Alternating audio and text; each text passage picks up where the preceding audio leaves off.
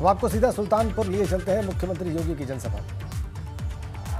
फिर एक बार 300 पार के लक्ष्य को प्राप्त करना है तो अयोध्या की पांचों के पांचों सीटों को अयोध्या की जनता भारतीय जनता पार्टी के पक्ष में देने को तैयार है। और भाइयों बहनों, अब तक 4 चरणों के चुनाव हुए हैं।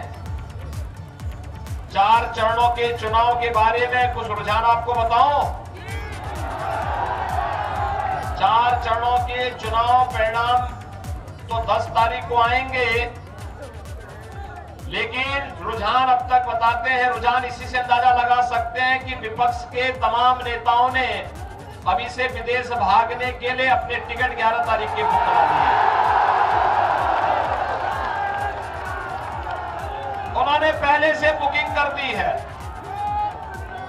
और इससे ज्यादा परिवर्तन और क्या हो सकता है। जो लोग पहले राम भक्तों पर गोली चलाते थे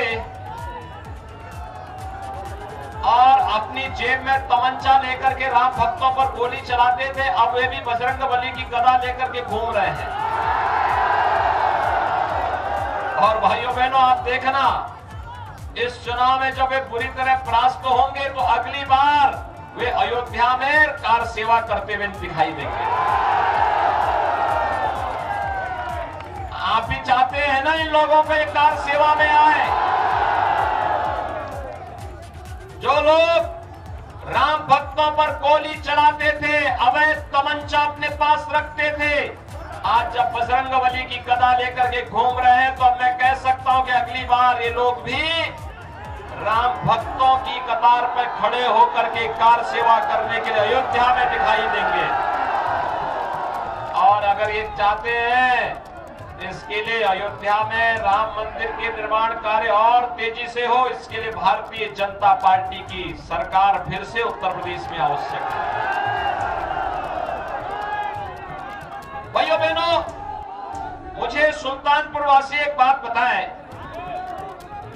आपको बिजली मिलती कि नहीं मिलती है?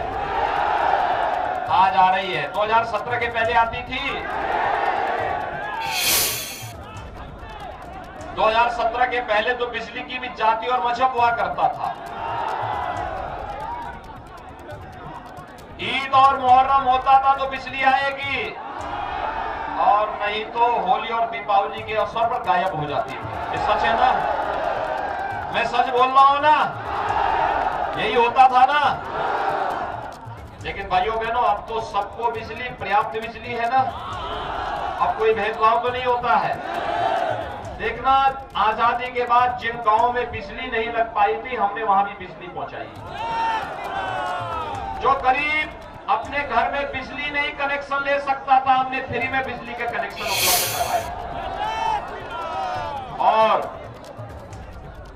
कोरोना महामारी से दुनिया जूझ रही है। लाखों लोग मर गए हैं कोरोना के कारण। लेकिन भाइयों बहनों, प्रधानमंत्री मोदी जी के नेतृत्व में कोरोना प्रबंधन कैसे होना चाहिए, जीवन भी बचाया, जीविका को भी बचाया। और भाइयों बहनों, यही नहीं, हम लोगों ने फ्री में टेस्ट किए, फ्री में उपचार दिया,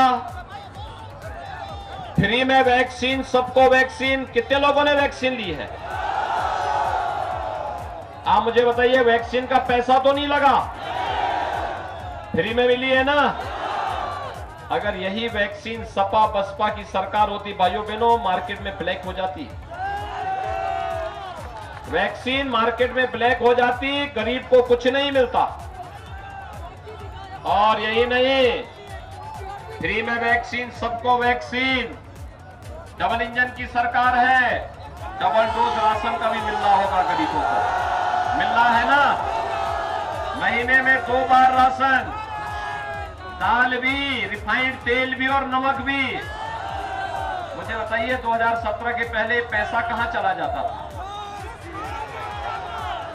इस सारा का सारा पैसा भाइयों बहनों, हाईवे हो, सुल्तानपुर में तो पूर्वांचल एक्सप्रेस वे भी सुल्तानपुर होते हुए जा रहा है।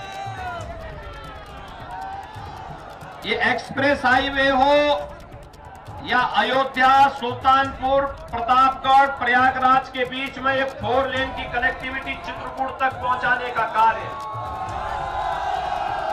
इंफ्रास्ट्रक्चर डेवलपमेंट के जो बड़े कार्य हो रहे हैं। आज तो सुल्तानपुर को मेडिकल कॉलेज भी बनना है ना सुल्तानपुर में। अब आजादी के बाद क्यों नहीं बन पाया भाइयों बहनों? ये मेडिकल कॉलेज का पैसा, गरीबों के लिए राशन का पैसा, सबको वैक्सीन फ्री में वैक्सीन का पैसा, या गरीबों के लिए मकान हो, या फिर यहाँ की चीनी मिल को चलाने का कार्य, ये भारतीय जनता पार्टी की डबल इंजन की सरकार कर रही है।